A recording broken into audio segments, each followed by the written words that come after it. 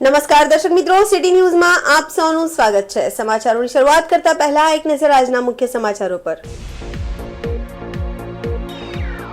અતુલ નજીક કેમિકલ ભરેલા ટેન્કરે મારી પલટી।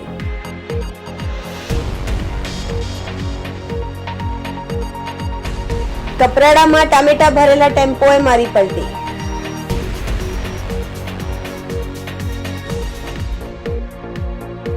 બાલદાના અવાવરૂ બિલ્ડિંગમાંથી મળ્યો એક કિશોરનો મૃતદેહ।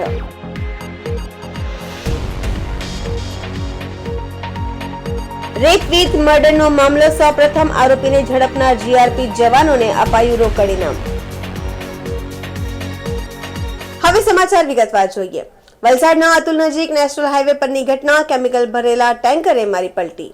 વલસાડના અતુલ નજીક નેશનલ હાઈવે પરની આ ઘટના બની હતી। કેમિકલ ભરેલા ટેન્કરે પલટી મારી દીધી હતી। સુરતથી મુંબઈ તરફ જઈ રહ્યું હતું આ ટેન્કર, ચાલકને સામાન્ય ઈજા પહોંચી છે। ઘટનાના કારણે હાઈવે પર થોડા સમય સુધી વાહન વ્યવહારને અસર દેખાઈ હતી। ફાયર બ્રિગેડ અને પોલીસની ટીમ ઘટનાસ્થળે પહોંચી જતા કાર્યવાહી શરૂ કરાઈ હતી।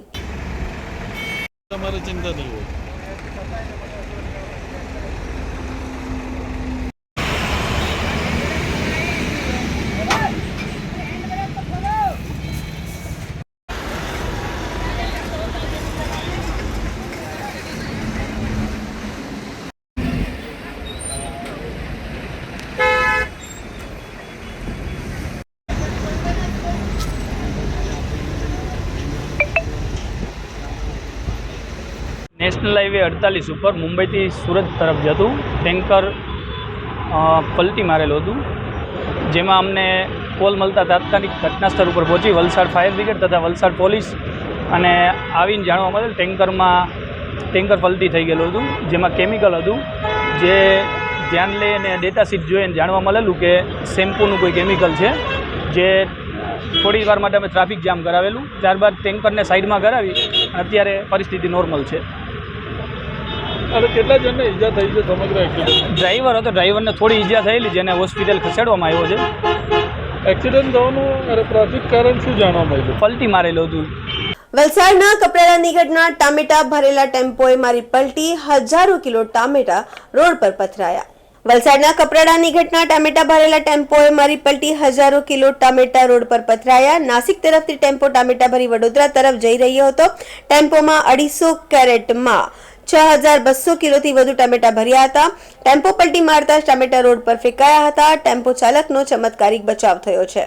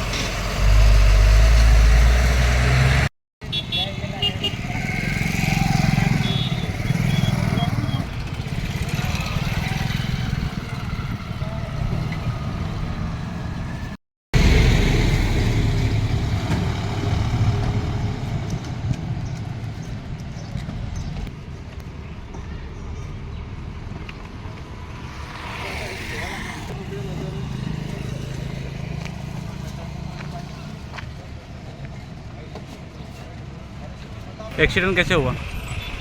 एक्सीडेंट ऐसा ही हुआ, गाड़ी स्लिप हो गया और पावर स्टीयरिंग गाड़ी का है ना, थोड़ा भी ऐसा कर देते तो गाड़ी ऐसी हो जाती।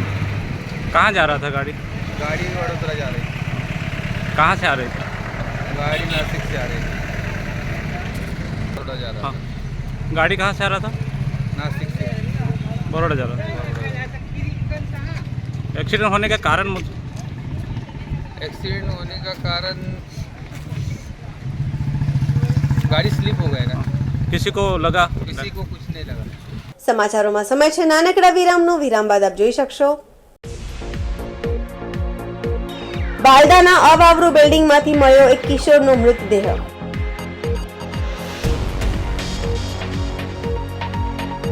રેપ વિથ મર્ડરનો મામલો સૌપ્રથમ આરોપીને ઝડપનાર જીઆરપી જવાનોને અપાયું રોકડ ઇનામ.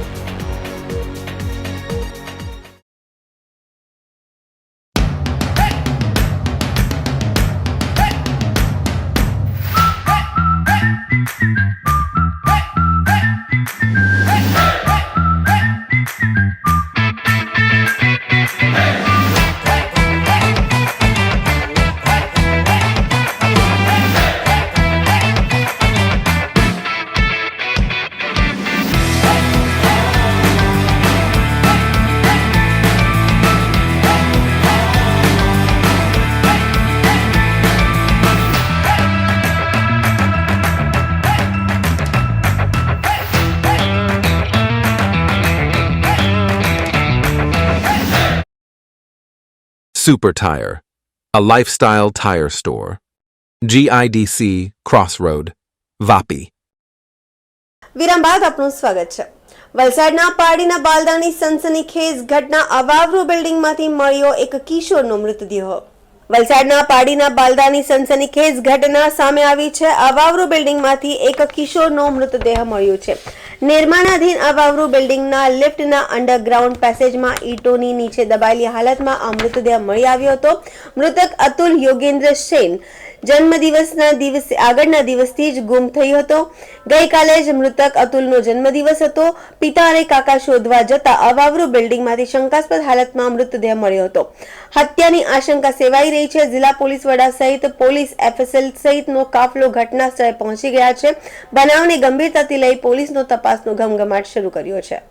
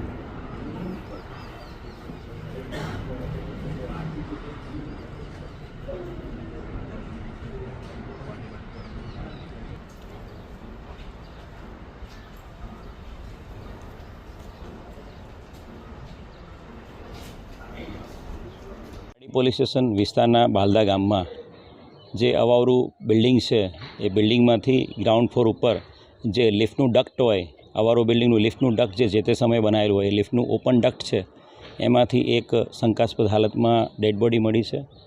જે ડેડ બોડી મળી છે એની આઈડેન્ટિટી થઈ ગઈ છે. એક માઇનોર છોકરો છે એની આ ડેડ બોડી છે.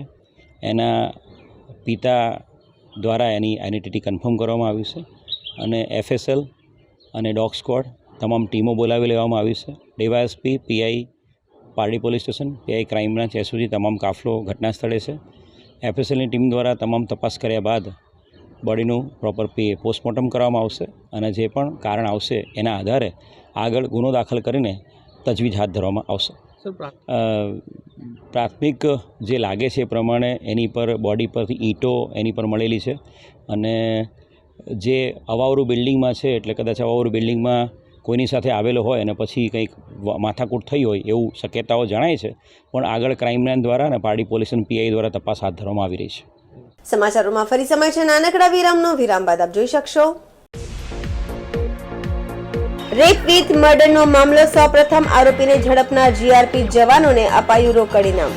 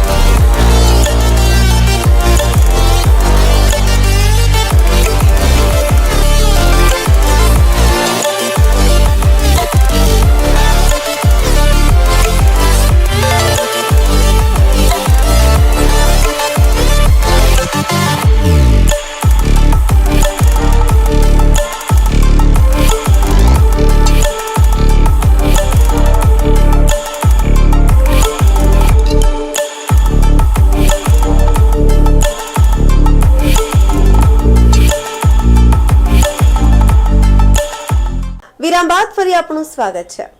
વલસાડના પાડીના મોતીવાડાનો ચકચારિત યુવતી પર રેપ વિથ મર્ડરનો મામલો. સૌપ્રથમ આરોપીને ઝડપનાર જીઆરપી જવાનોને આપવામાં આવ્યું રોકડ ઇનામ.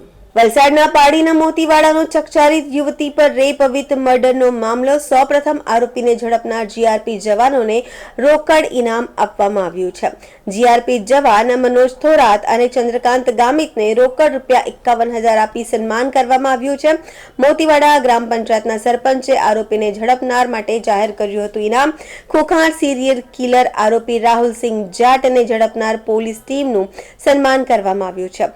હેવાન આરોપીએ ટ્યુશનથી ઘરે જઈ રહેલી યુવતીની હત્યા નિપજાવી તેના પર દુષ્કર્મ આચર્યું હતું.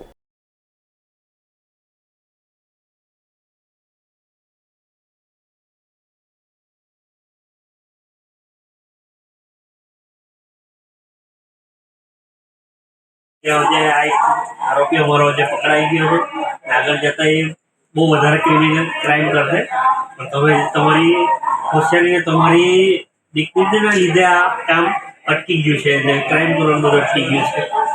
થેન્ક યુ બધાને. થેન્ક યુ સાહેબ, સૌને થેન્ક યુ.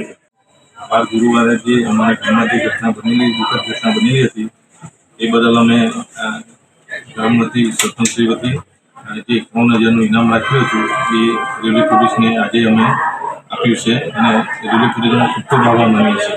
તારીખે એક ગુનાસ્પદ બનાવ બન્યો હતો. એમાં જે અમારા બાજુના ગામ મોતીવાડાની ખુશી નામની છોકરી સાથે દુષ્કર્મ કરીને જે આરોપી ભાગી છૂટ્યો હતો અને એક ચેલેન્જ રૂપે આ એક પોલીસ માટે પડકાર રૂપ કેસ હતો, છતાં પણ વલસાડ એસપી અને એમની ટીમ અને ખાસ કરીને અમે પારડી પોલીસ સ્ટેશનના અમારા પીઆઈ સાહેબ ગઢવી સાહેબ અને જેમ આગળ સાહેબે કીધું એમ 300 જેટલી પોલીસની અથાગ મહેનતથી અને એ પરિણામ આજે આપણે જોઈ શકીએ. અને એમાં પણ આ જાબાજ આરપીએફના જવાનોએ જે આ આરોપીને પકડી પાડ્યો છે,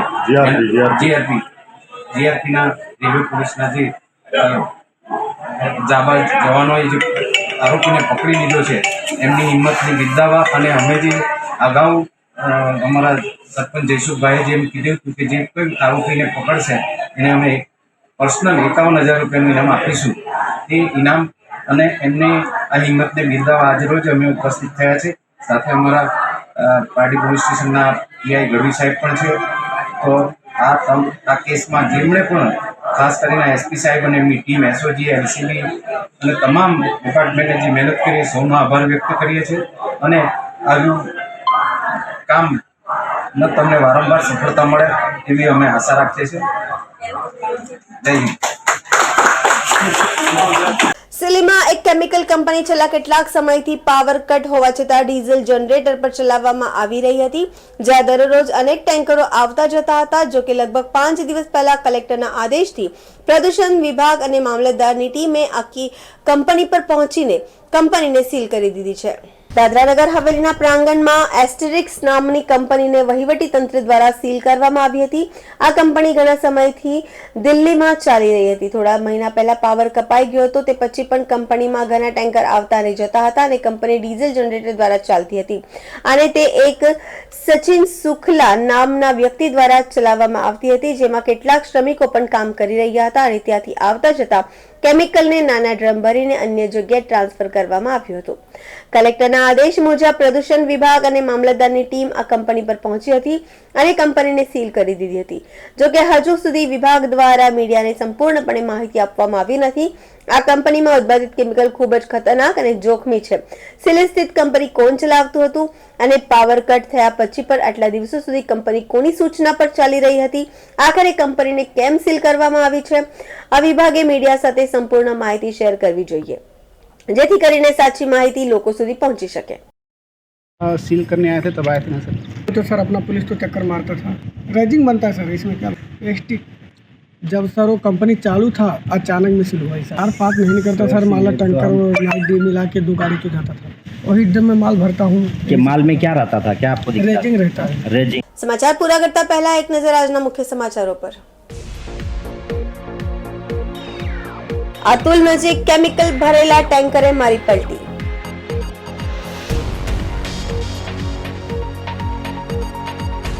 કપરાડામાં ટામેટા ભરેલા ટેમ્પોએ મારી પલટી.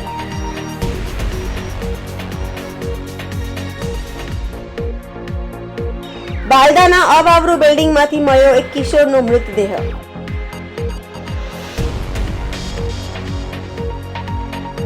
રેપ વિથ મર્ડરનો મામલો સૌપ્રથમ આરોપીને ઝડપનાર જીઆરપી જવાનોને અપાયું રોકડ ઇનામ.